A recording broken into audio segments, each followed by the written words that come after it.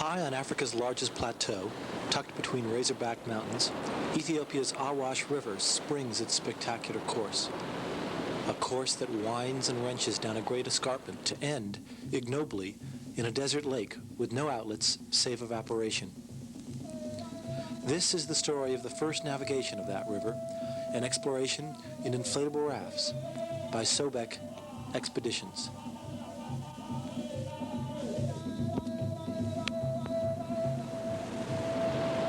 The crew is small but special. Rich, the leader.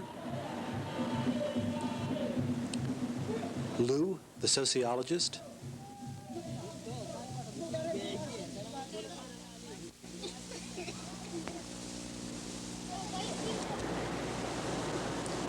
George, the doctor of tropical medicine. Lemma, the interpreter. John, the geologist.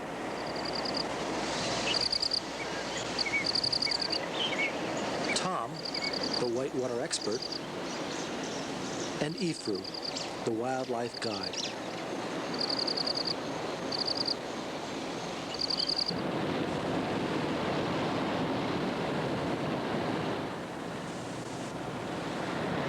The expedition begins at the Awash Falls, a 60-foot-high cascading curtain of mocha water.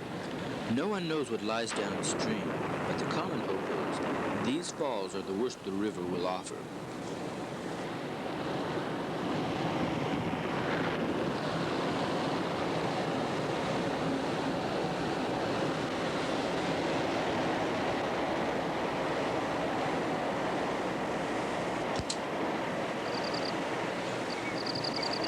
All the expedition equipment, including frames and oars, must be carried to the river's edge.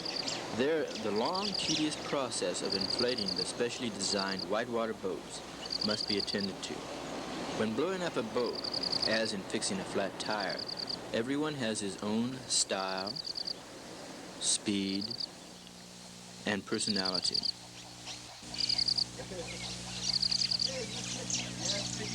Go ahead. Yeah, the current's picking up. We're going faster. Hey, hang on. Hey, let's pull over down there. What's the crocodile? The rafts are pumped tight with 3 pounds of pressure per square inch.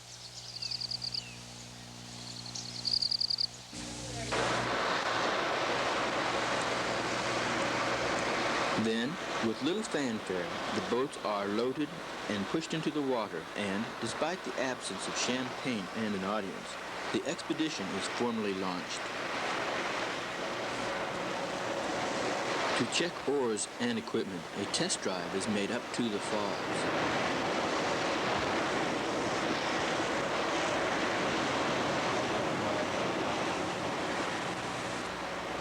With everything seemingly in order, the boats turn and head downstream into the African unknown.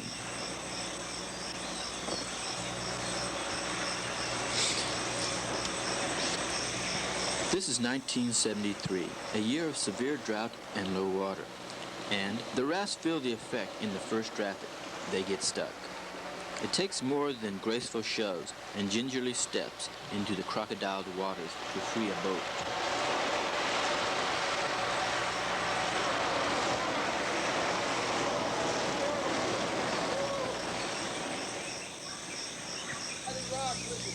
The first evidence of crocodiles comes in the form of a prehistoric catfish, chomped in half by the jaws of a nearby predator. With this, the crew decides to stay closer to the center of the boat. Like nervous sentries, a troop of baboons paces its canyon domain as the strange intruders drift by below.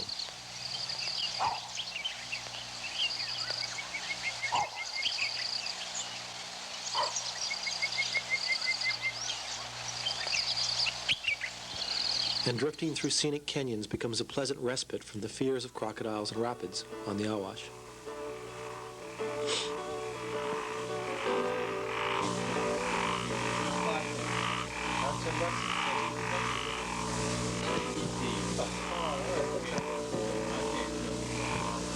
Who gets this thing through?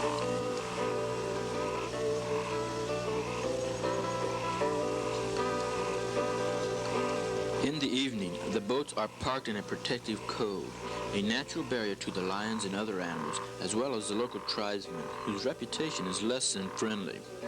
Everyone joins in to unload the rubberized, waterproof packs from the boats.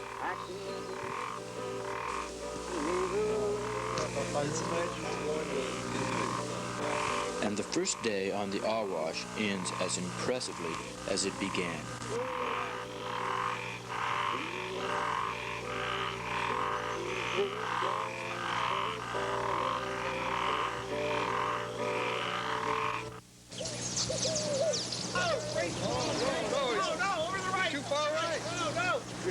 The new day dawns, and appropriately, with rapids. The boats kick, crash, bump, and grind through the wild water, meeting the challenge the Awash mets out.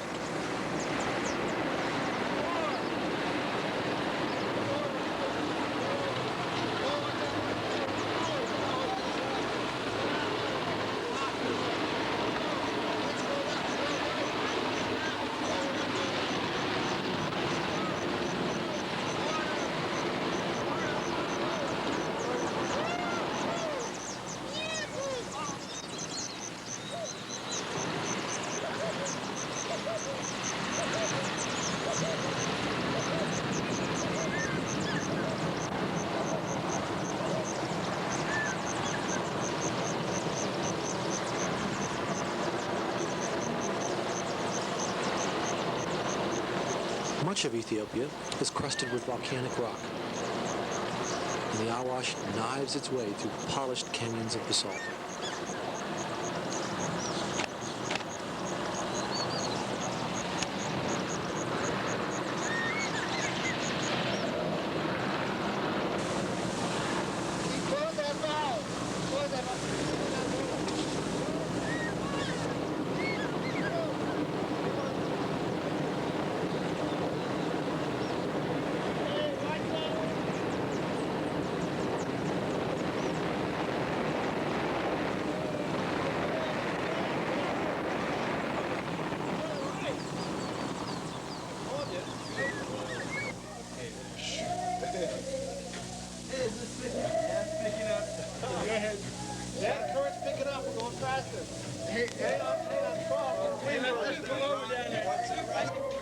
On the fourth day of the expedition, a native is sighted along the banks. He's an Afar, a member of the nomadic tribe whose fierceness is legend. The scourge of drought has taken toll in the desert, and these Afars have driven their camels and livestock to the river in a last desperate move for survival.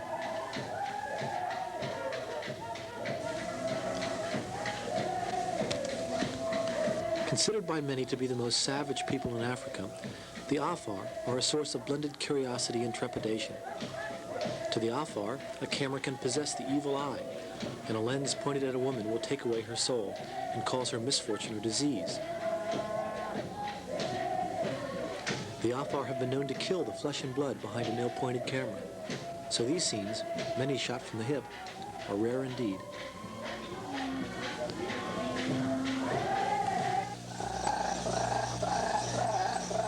Slowed to a slug's pace, and on the seventh day, Sobek comes to the bane of all river runners, the portage. A portage is the carrying of a boat around an obstacle in the river, and the obstacle is usually a falls or a particularly violent rapid. But here the obstruction is an unnatural jumble of fallen trees. Unnatural in that they were felled by Afar tribesmen, not in some plot to check the progress of the expedition, but to bring down the few green buds at the top of the trees for their famished camels. The idea is to topple the trees that line the river so that they fall inland and are accessible to the camels. But the Afar are less than skilled woodsmen, and the cut trees occasionally fall the wrong way into the river, so that a 50-mile stretch of the Awash is littered with Afar mistakes.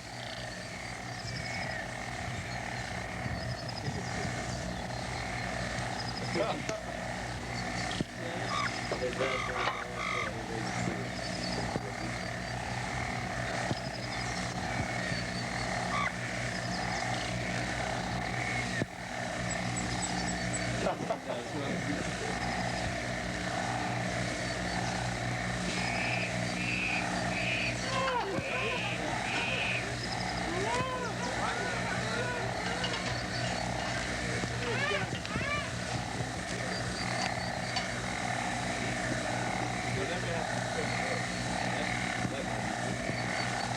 do you put on that patch? Vinyl. Vinyl glue. You're gluing a patch on a vinyl boat. Right. So what's the solvent? What's the solvent? It's What did you do? What did you do? Well, there's a lot of other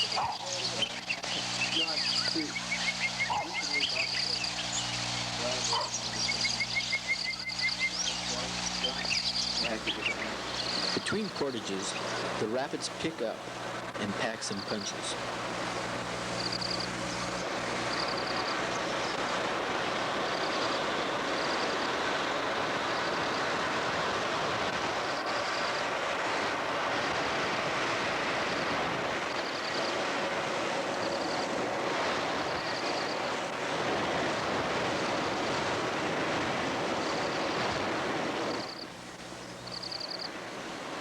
The river rolls and boils onward, and Sobek runs rapid after rapid with success.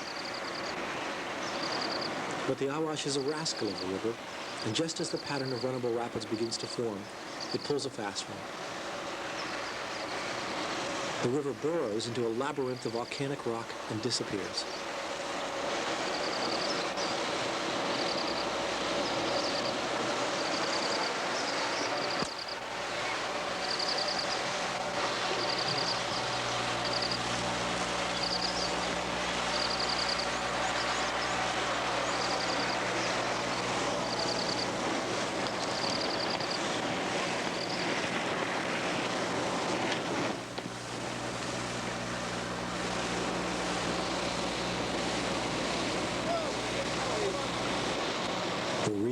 Rushing sensation of riding a free-flowing river contrasts with the plodding labor of the portage.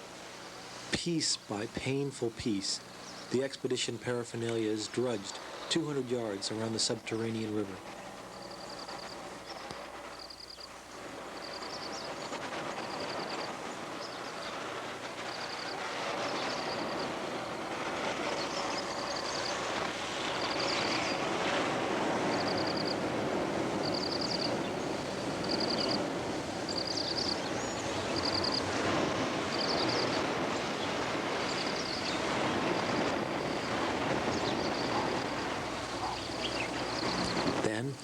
African porter style, the raft is hoisted to the heads and carefully stepped to the point where the river reemerges from the rock.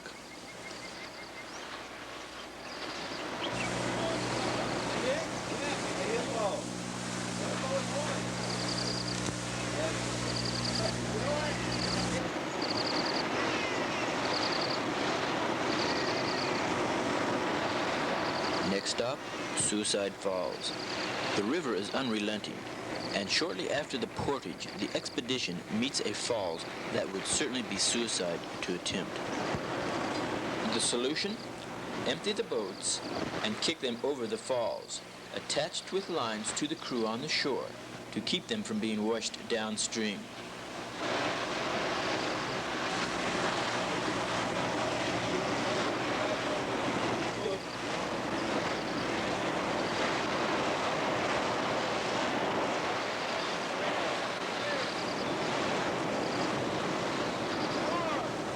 The river picks up speed and belts into overdrive.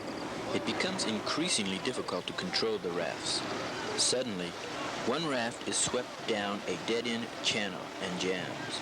The only escape is to pull the boat loose from the other side of the river, which means a dangerous swim across the mad water. John volunteers and wildly clutches the rope for some 10 seconds as he makes the risky crossing.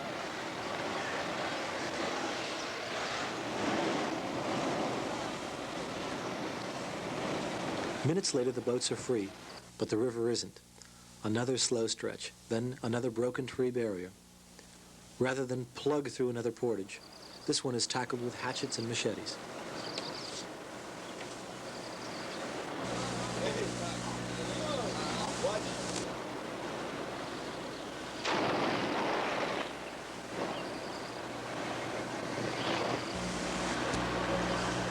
attacks one irksome branch with grit, but his approach looks a little off. Watch where and how the recalcitrant branch finally detaches.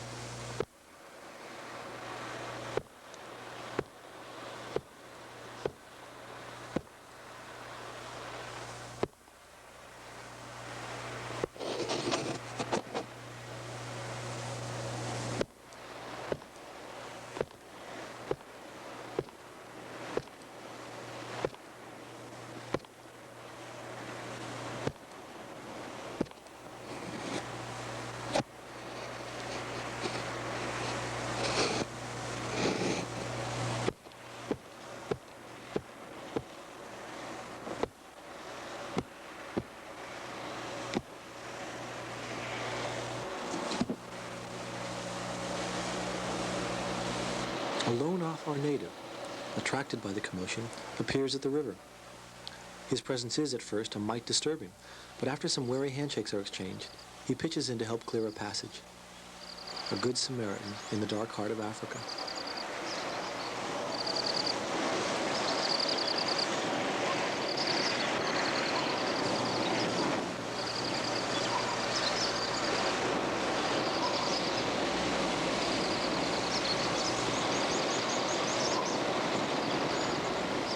The boat is pushed through a debris-laden section of river, and a partially submerged stick makes its point.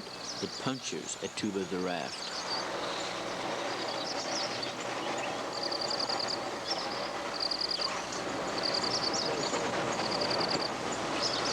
So, Rich smears some glue and with surgical precision, gingerly positions a patch over the damage. Will the patient float again? Rich is confident, even performing the delicate operation in the less than ideal environment of dirt, sweat, heat, and water. And the operation is a success.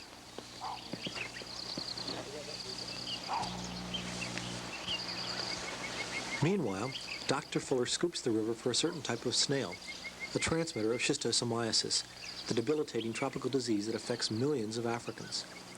Luckily, George finds no evidence of the snails in the Awash, a real relief to all.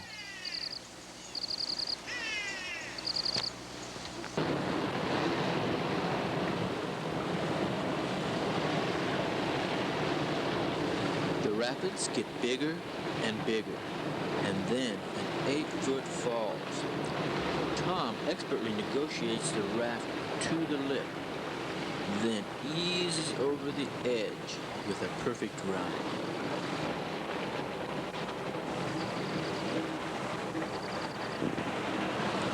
Now Rich's run isn't quite so smooth.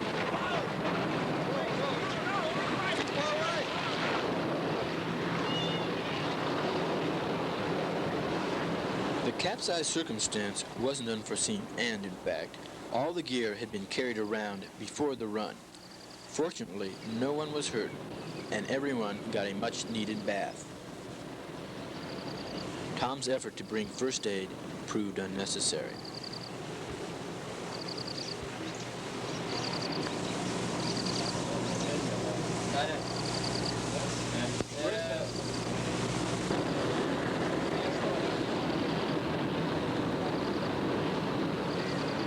Satan's Slide is next, a demonic plunge through a narrow granite gate. This poses real problems. The boats could plummet through the chute at the top with little problem, but might hang up on exposed boulders below and either rip or wrap. So, once again, the gear is carried around. Necessity is the mother of invention, and sure enough, a unique method of negotiating the rapids is devised.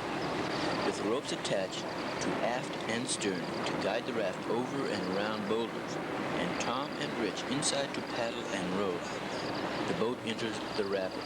Despite the well-laid plans, the boat gets stuck and slumps sloppily down the rapid, spinning and bumping out of control. Even the high professional and honed expertise of veteran river runners, Rich and Tom, can't keep from looking like a pair of Keystone Cops. Push it up, come on, push it up, keep it good.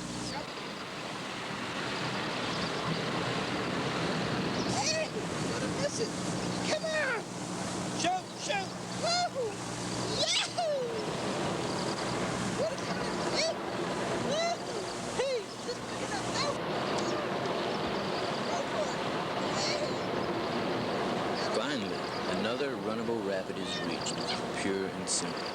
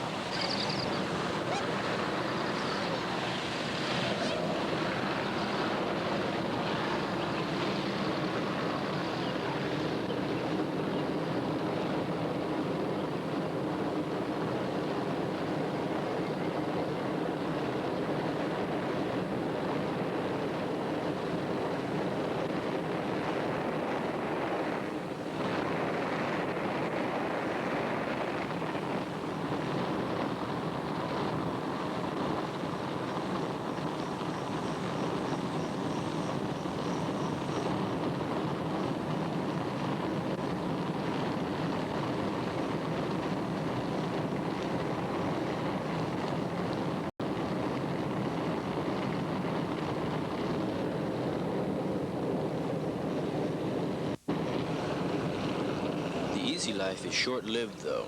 Ahead, an ominous black basalt gorge looms. The hard volcanic rock resists erosion and often creates the worst of cataracts.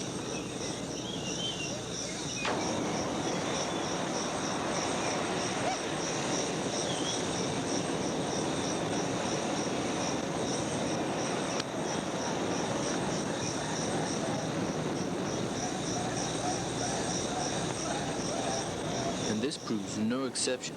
In fact, it's the worst obstacle yet. A 40-foot falls that crashes into the narrow guts of the Black Gorge. No question, it's time to portage.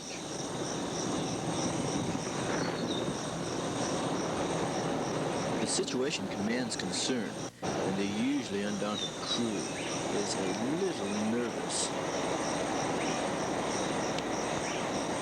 There's no walkable route down to the river, so ropes are set up, and each boat is carefully lowered over the cliff. If a rope breaks or slips, the boat could be lost irretrievably, and the expedition would be stranded in the canyon.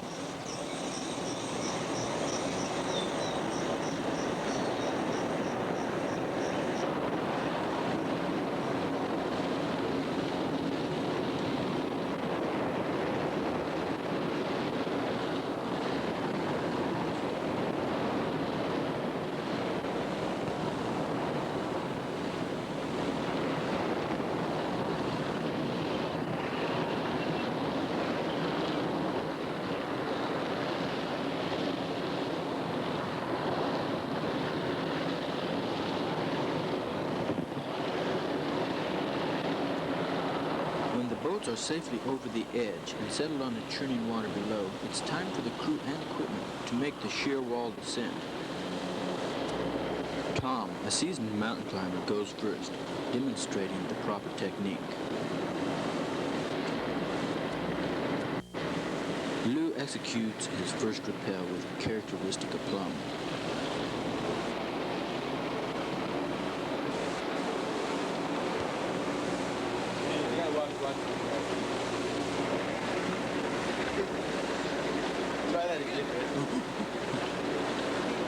Even the gear makes it down in excellent form.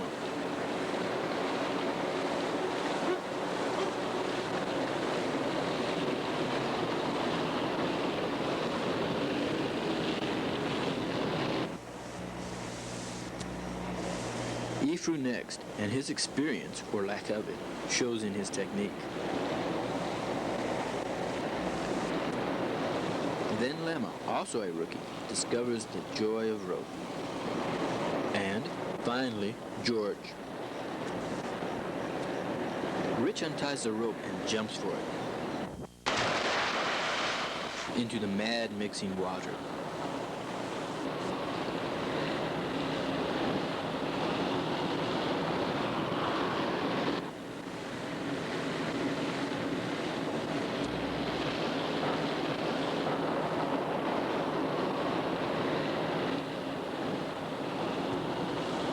The boats, safely through the gauntlet, crunch and careen over and through a long series of rocky rapids in a tight canyon.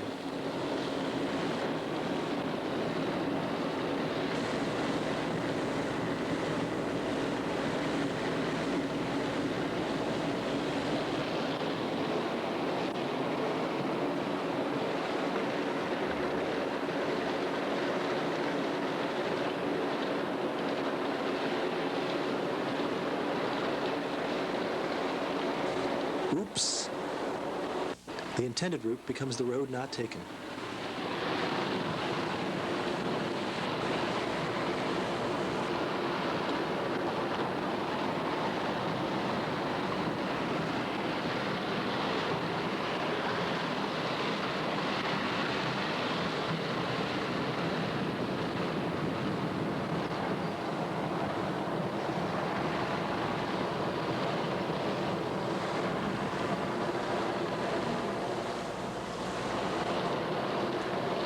Movement on shore captures everyone's attention. Hey, what's that moving down? It's a snake, an 8-foot rock python. Despite his venomous dislike for the ore, this reptile is relatively harmless. He's a constrictor, meaning he has no poison and instead squeezes his prey to death. The ore, though, thwarts him.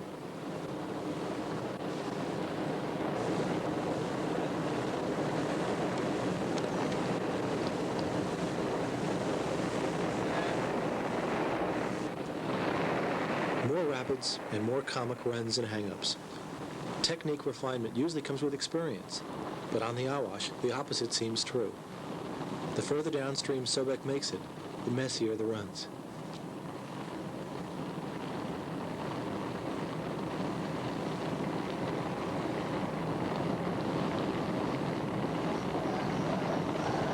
The last rapid presents itself.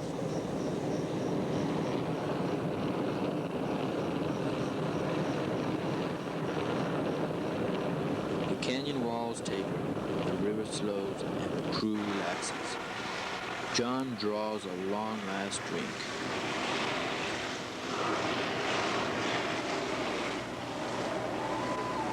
A farewell to the thirsty camels and other life of the river.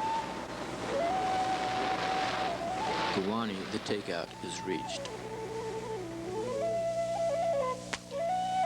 The Awash, appropriately named, a life source for a cruel desert, will meander and purl for another 200 miles until it fades into the sand like an African sunset. It's a wild child that leaps through life with kick and spunk.